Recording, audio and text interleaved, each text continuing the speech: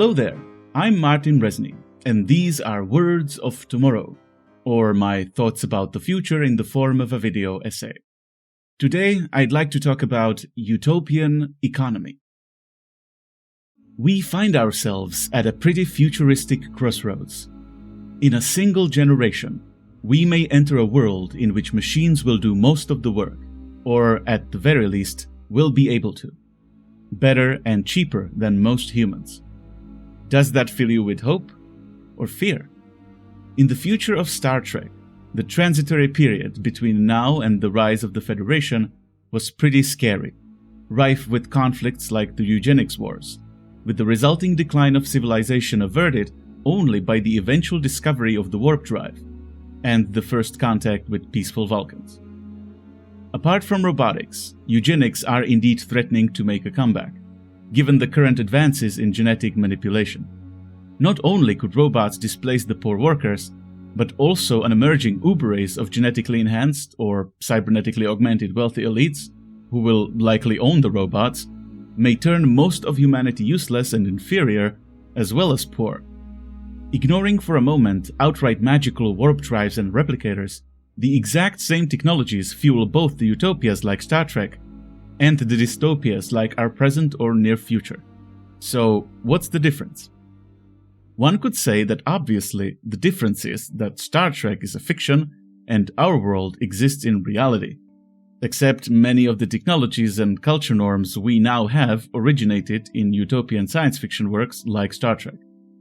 The only significant difference that exists between the world like ours and the world like that of Star Trek is actually pretty mundane.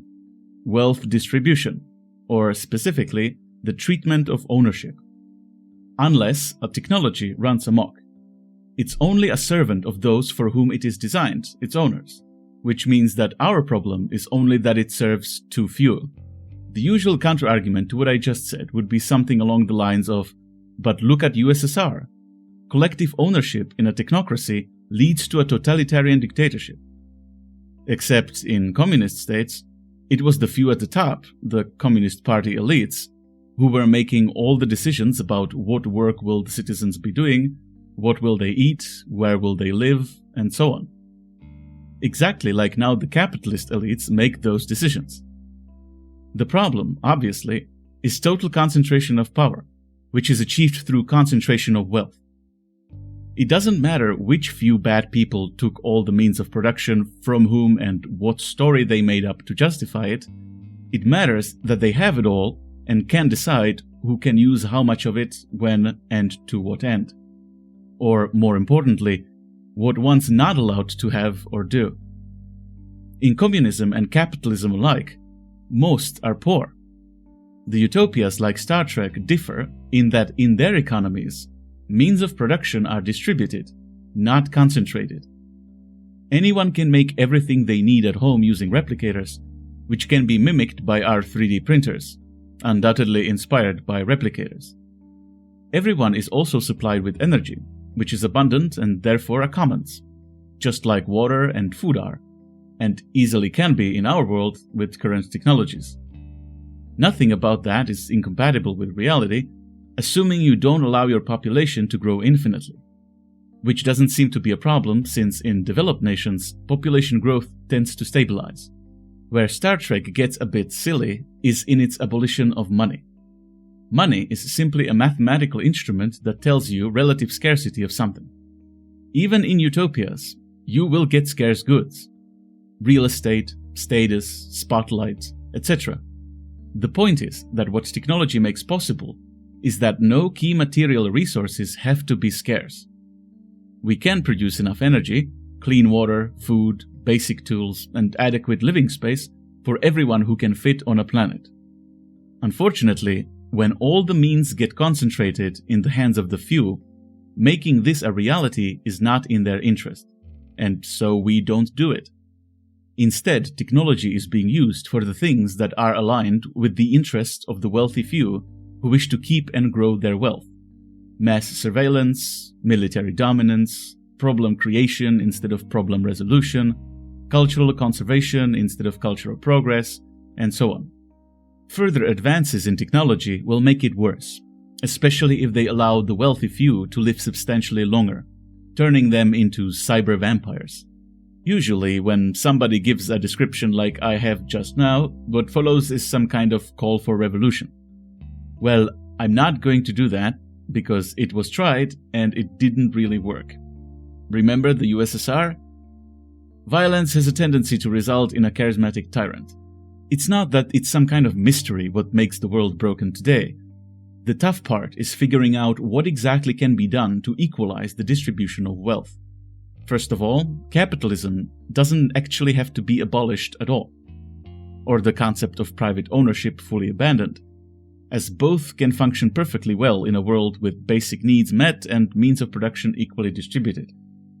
After all, the overabundance of breathable air doesn't invalidate capitalism. Monopolies are understood to be a bad thing under capitalism proper, and most states try to break them down constantly. Unfortunately, that regulation is currently failing. Capitalist logic, or specifically the drive for growth and profit, does have an unfortunate tendency toward consolidation of wealth that has to be constantly counteracted. If state power is not enough to counteract it, what can individual people do? Fortunately, plenty. Businesses in capitalism still have to actually serve some customers, meaning that many opportunities for peaceful protest exist. I'm not saying that everyone always has a choice, but to the extent to which you have consumer choice, you shouldn't consider financial price of the product more important than social or environmental price, which are called externalities in the economic jargon. Don't buy products of evil. If there are no ethical alternatives, try to do without as a form of protest. If you can choose between employers, choose the more ethical one. If you work for an unethical company, become a whistleblower. If some bad people offer you money or other bribe to shut you up or make you look the other way, don't accept it. And of course, vote for more ethical candidates, or at least to increase competition, and protest publicly whenever you can. No paradise is guaranteed forever. It takes constant vigilance and struggle, which was also explored in Star Trek, mainly on Deep Space Nine, where the Federation faced nationalist and religious fundamentalism and its internal dark tendencies. In a utopian society like Star Trek, I'm sure you'd still have cultural movements or some equivalent of NGOs that help shape policy. Utopia like Federation can always flip into a Borg-like totalitarian dystopia. The main challenge added by technology today, or in the near future, is the robotization of the workforce in the absence of some solution like basic income that would give everyone the essential means for survival. But the biggest problem is not necessarily the most obvious one. Robots have no ethical qualms about what their employer wants them to do to the customers or the environment, increasing the power imbalance and eliminating some of the above-mentioned checks and balances. It's also more impossible now to live independently, self-sufficiently, than it was in the past, as more consolidated and centralized advanced utilities can be turned on and off for everyone at once, or any individual by the flip of a switch. And when monopolies or collusion happen, there may be no alternatives available where to get power from or how to communicate. That's why distribution of the means of production is so vitally important. What makes a society or economy a utopia is when you have all the necessities of life available to you and no one can arbitrarily deny them to you. If someone controls most of them, they inevitably can do that, and you have a very little to no recourse, which becomes especially troubling when it includes social institutions like healthcare or the criminal justice system. There are currently societies in the world, mainly within the European Union, where the so-called post-material concerns have achieved dominance, where social services are not arbitrarily denied to any citizen and are of high quality, where the environment and human rights are protected, where corporations are held accountable, and which are still capitalist and not totalitarian. The boring solution is to simply keep working toward that. I can again sense a counter-argument coming. But EU can only function as it does because it's protected by the US military, or perhaps some argument related to previous colonial exploitation of third world countries. In other words, advanced civilization can only be built and sustained on the foundation of blood and savagery. Well, I'm certainly not going to argue that one can already start perfect. Brutal history is to be expected, at least in the case of barbarians like the Western Europeans. I'm not even going to argue that mad or mutually assured destruction, which is objectively an insane state of affairs, hasn't played a constructive role in forcing the superpowers to chill out, militarily speaking. Ancient Athens, at the height of its glory, was still a slaver society. Technological advancement is not mutually exclusive with tribalism or barbarism.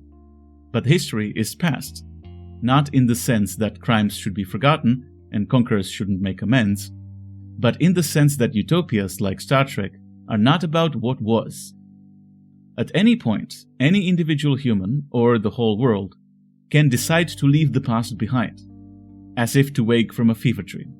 Germany, in particular, seems to have learned from its past, trying to become an opposite kind of historical force. World War II, as such, is a curious case. I would argue that in the absence of a positive world-uniting event like the discovery of the warp drive on Star Trek, world can be united into a more ethical, equal, and peaceful state of affairs by a sufficiently evil adversary. While the American Empire is by no means perfect, it can be argued that from the perspective of having to live within an empire, the real alternatives were much worse, just like the more fragmented world had more war in it. Forming a world hegemony, specifically in opposition to history's most elitist and fanatical racists, further helped in terms of a shift toward utopia, as one has to distinguish oneself from the enemy. Unfortunately, no victory is ever final, not even such an impressive one in an uncharacteristically righteous war. As time passes, new events or ideas to rally around have to be found. If one's goal is the steady march toward a utopia, particularly its economy, they have to be ethical ideas that justify more equal distribution of wealth. So, in the spirit of that effort, allow me to deconstruct the most ethical economic idea that still justifies the current dystopian state of affairs: meritocracy. On the surface level, it sounds very appealing and fair, rewarding people according to their contribution to the society and valuing hard work. A world built around this idea even sounds like a utopia, when in reality, meritocratic societies are exceptionally painful to live in. The core problem of the idea of meritocracy, as applied to the whole society, is that in such a regime, everything that goes wrong in your life is your fault. If you can't get a job, for example, it must be because you didn't pay enough attention at school, because you have a bad work ethic, or because you're an unlikable, uncooperative, and probably also stupid and lame bad person. No wonder that developed meritocratic societies have the highest suicide rate. In such a society, nobody cares that genetic lottery is fundamentally unfair, that the quality of people's upbringing differs, that large part of success is due to chance alone, or that working hard or success are only ethical depending on what it is that you're working on or succeeding at. In short, in a meritocratic society, people don't care about other people, by design. Such a world is a perfect breeding ground for a corporate dystopia, because it divides and dehumanizes people, and it's also immunized against the steps that need to be taken to move toward utopia. Any utopian economy has to be based on empathy and collaboration, not to mention freedom from being forced to do work that you don't want to be doing. Necessary solutions like universal basic income or distributed automation of labor are resisted by meritocratic societies on the level of principle. The favorite meritocratic fiction is that the moment you stop being a bad person that forces people to do crappy work all the time, everyone will just sit on their ass all day, which apparently is an offense punishable by slow death by starvation, disease, and homelessness. Well, if that's what you believe, then A, you're wrong, because most people hate not doing anything productive, and B, you don't deserve to live in a utopia.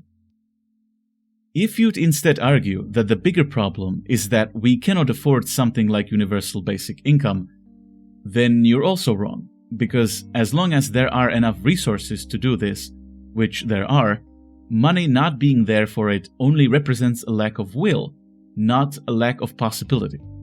In fact, a number of universal basic income trials are currently being conducted in various places. Economically speaking, for the foreseeable future, It's either something like that, breaking machines, or apocalypse. The wealthy few and their lackeys will of course argue anything they can to prevent us from moving toward an absolutely possible Star Trek-like utopia. But there's no reasoning with someone who just wants to keep all their stuff. You can basically substitute anything they say with, "I don't care, it's mine because it is." Ultimately, all it takes to make a utopian economy real is to already start acting as if it was, which includes treating rich bad people as if they had no money. If you don't want to be owned, don't have a price.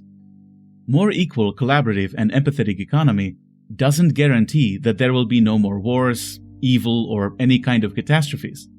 It won't make everyone happy, and it won't be self-sustaining, but nothing can guarantee that. The Federation in the universe of Star Trek still has to wage wars. There are prisoners and people of lower or higher status. It even has a shady secret service called Section 31.